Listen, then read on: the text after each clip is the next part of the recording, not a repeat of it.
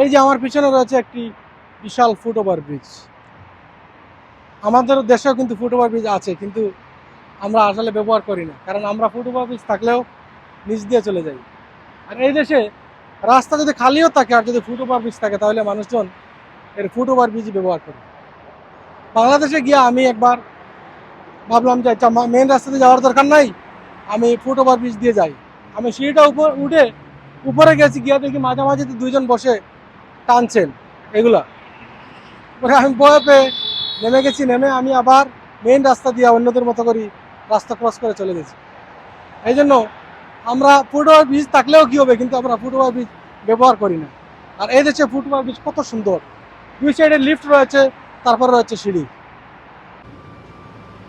এটি হচ্ছে সিঁড়ি, মনে হচ্ছে কোনো বিমানের ভিতরে উঠলাম, এত বিশাল।